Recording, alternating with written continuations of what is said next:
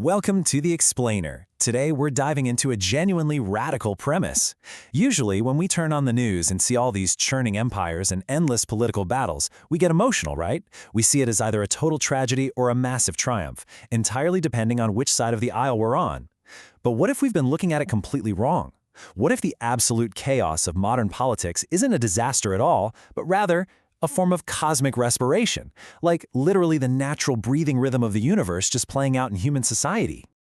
The source material drops an incredibly bold claim here, and I really want you to notice the crucial word right in the middle: simultaneously. The cosmic breath does not permit monopoly. Every concentration of power is simultaneously a compression that must, by law, generate its own decompression. Okay, that is a wildly counterintuitive idea. It means power doesn't just eventually face pushback somewhere down the road. It actively and immediately creates its own counterforce. Let's get right into part one, the cosmic breath of politics, moving beyond the drama. And moving right along to part two, yin, yang, and power, the ancient blueprint. To really grasp what's going on today, we actually have to step back. We have to drop the emotional lens, ditch the partisan bias, and look backward to a thousands of years old Taoist blueprint. The philosopher Laozi was just mercilessly clear on this symmetry. In chapter 30 of the Tao Te Ching, he declares that wherever armies are stationed, thorns and brambles grow. But chapter 58 is where it gets super deep. He observed this direct correlation. When a government is muddled and confused, the people are actually genuine and sincere. But flip it around. When the government becomes sharply alert and discriminating, the people become crafty and cunning. Government actions directly and inevitably spawn the counter-behavior of the people. Every apparent excess already holds the exact countermeasure needed to restore balance. So here's the real kicker. Yin and yang do not take turns in politics. They don't patiently wait in line. They interpenetrate. The yang of centralized control, immense surveillance, regulatory capture, those revolving doors between contractors and regulators, it doesn't just precede resistance, it actively secretes its yin correction. The greater the consolidation of power, the more ferocious the antibodies become.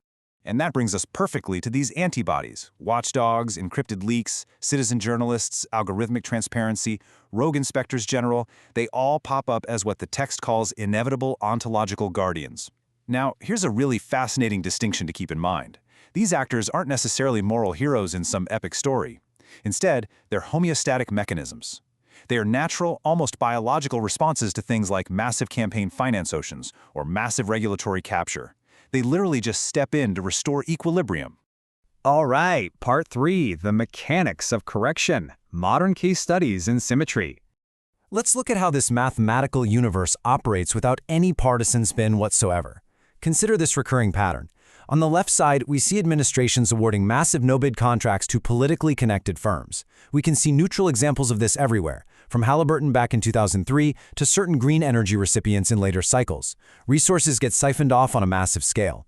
But look at the right side. That exact scale of siphoning perfectly co-arises with the birth of modern transparency tools. I'm talking Sunlight Foundation databases, ProPublica investigations, Freedom of Information Act warriors, and statutory reforms. The scandal and the corrective legislation aren't sequential. They're happening at the exact same time. One literally cannot exist without the other. And the exact same law operates when we look at family influence and nepotism. Let's say a politician's child secures these incredibly lucrative foreign deals while the parent is shaping policy. Credible allegations ignite naturally. But simultaneously, this high-visibility pattern actually awakens civic immune functions that were completely dormant before. Suddenly, we see a massive push for new ethics legislation, stronger emoluments clauses, and entire journalistic infrastructures that simply weren't there prior to the provocation. The organism corrects itself. And it does this not because humans are just inherently virtuous, but because the universe is mathematical. This brilliantly illustrates how even war, which is basically the ultimate political power play, follows the exact same math. Think about it. Waging modern war requires a massive, massive concentration of executive authority. But at the same exact time, it births its own counterforce. You get veterans movements refusing to romanticize the conflict, fiscal hawks tracking trillions of missing dollars, entirely new international legal architectures being built in response to crimes, and a whole generation of youth turning to genuine inquiry instead of ideology. The destruction and the awakening, they're actually a single event, just viewed from two different angles. Which brings us to part four, neutralizing the emotional charge, DeMartini's contribution. So how on earth do we process this intense political reality without just getting completely swept up in one-sided crusades? Well, where the ancient Taoists gave us beautiful poetic descriptions of balance, Dr. John DeMartini gives us a highly surgical method. His balancing process involves identifying 14 specific ways an event or person supports you and 14 ways that exact same event or person challenges you. And you keep doing this until the emotional charge completely neutralizes. It essentially functions as a modern Nadon practice, a form of internal alchemy that shifts your nervous system out of moral polarization and back into cosmic participation. It literally collapses the emotional charge so your mind can perceive both vectors at once. Imagine sitting down and doing this exercise on a politician you absolutely despise. Come on, we all have one. Something truly alchemical happens. You discover that the very traits you condemn, say narcissism or ruthless deal-making, actually have exact counterparts that advance causes you deeply value. And conversely, those pristine traits you worship in your preferred leaders, they contain the precise seeds of the corruption you fear. When your mind actually completes this process, you achieve a state of profound clarity called wu-wei in the civic realm. You start taking action that moves naturally with the correction rather than just blindly fighting against the symptom. Let's wrap it up with part 5, the Dragon's Balance, applying the mathematics. I want to connect this directly back to you right now with 3 really powerful questions. First, ask yourself, what political figure or event currently generates the absolute strongest emotional charge in your system? Think about who or what really gets your blood boiling. Now, what would happen if you absolutely refuse to leave that charge unexamined? Second question. Take a moment to really search your own memory here.